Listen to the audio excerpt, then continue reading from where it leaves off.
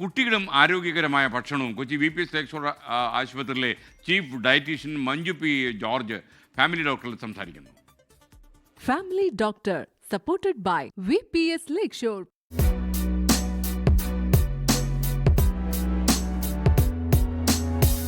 നമ്മൾ കതിരെ കൊണ്ട് വളം വെച്ചിട്ട് കാര്യമില്ല. അപ്പം കുട്ടികളായിരിക്കുമ്പോൾ തന്നെ ഒരു അപ് ടു 12 ഇയേഴ്സ് വരെയാണ് ബോൺ ഗ്രോത്ത് മാക്സിമം നടക്കുക.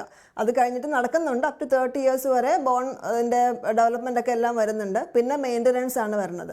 അപ്പോൾ ഈ സമയത്ത് കാൽഷ്യം ഇൻടേക്ക്, വിറ്റമിൻ ഡി എക്സ്പോഷറൊക്കെ വേണം.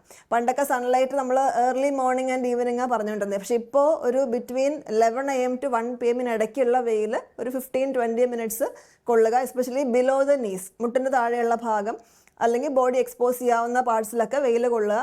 അത് സൺസ്ക്രീൻ ഒന്നും തേക്കാണ്ട് തന്നെ, അല്ലെങ്കിൽ ഗ്ലാസ് ഡോറിൽ കൂടെ വരുന്ന വെയിലൊന്നും കൊണ്ടിട്ട് കാര്യമില്ല. അപ്പോൾ അങ്ങനെ ചെയ്യുമ്പോൾ കുറച്ചും കൂടിയൊക്കെ വിറ്റമിൻ ഡി മെറ്റബോളിസം ബെറ്റർ ആയിട്ട് ചെയ്യാൻ പറ്റും.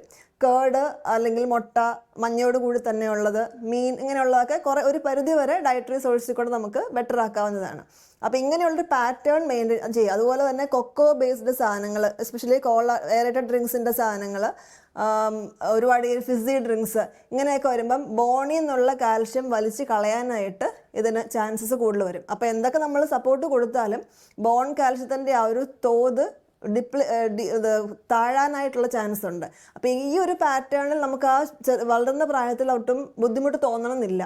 ഇപ്പോൾ ഒരു 30+, 35+ലേക്ക് പോകുമ്പോഴത്തേക്കുമാണ് ഈ സ്റ്റോറേജ് ഇല്ലാത്ത ആ ഒരു ബുദ്ധിമുട്ട് വരാൻ ചാൻസ് ഉള്ളത്.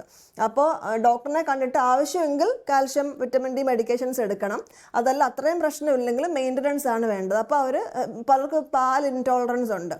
അപ്പോൾ പാലായിട്ട് കുടിക്കാൻ നിർബന്ധിക്കുന്നില്ല. കേർഡ് എടുക്കാം, പനീർ എടുക്കാം, യോഗേർട്ട് കഴിക്കാം, നട്ട്സ്, നോൺ വെജ് കഴിക്കുന്നവർ, മുള്ളുള്ള മീനുകൾ, ചിക്കനൊക്കെ എടുക്കുന്നവർ എല്ലോട് കൂടി തന്നെയൊക്കെ എടുക്കുക. അപ്പോൾ അങ്ങനെയൊക്കെ ആകുമ്പോൾ ഒരു പരിധി വരെ നമുക്ക് അതിൻ്റെ അകത്ത് വരും. പിന്നെ വെജിറ്റേറിയൻസ് ആണെങ്കിൽ അഗെയിൻ ഈ പറഞ്ഞ വെജിറ്റേറിയൻ സോഴ്സസിൻ്റെ കൂട്ടത്തിൽ എല്ലാത്തരം പയറുവർഗ്ഗങ്ങളും, അത് നോൺ വെജ് കഴിക്കുന്നവർക്കും എടുക്കാം. അതിൻ്റെ പുഴുക്കായിട്ടോ തോരനായിട്ടോ ഇനി ചെറുപയർ ദോശയൊക്കെ ഉണ്ട്. അപ്പോൾ ഏത് ഫോമിൽ വേണമെങ്കിലും എടുക്കുവാണെങ്കിൽ ആ ഡെയിലി സപ്ലൈ ഓരോ മീലിലും ഇതിൻ്റെ ഓരോ സോഴ്സ് നമുക്ക് ചെന്ന് കഴിഞ്ഞാൽ കുറച്ചും കൂടെ ബെറ്റർ ആയിട്ട് തന്നെ ഹാൻഡിൽ ചെയ്യാൻ പറ്റും. Family Doctor, supported by VPS Lakeshore. ലോകത്തെവിടെയായാലും ഏത് സമയത്തും 24 വാർത്തകളും ഓഗ്മെന്റഡ് റിയാലിറ്റി പാക്കേജുകളും എക്സ്പ്ലെയിനറുകളും വിശദമായി കാണാൻ ഞങ്ങളുടെ YouTube ചാനൽ നിങ്ങൾക്ക് സബ്സ്ക്രൈബ് ചെയ്യാം.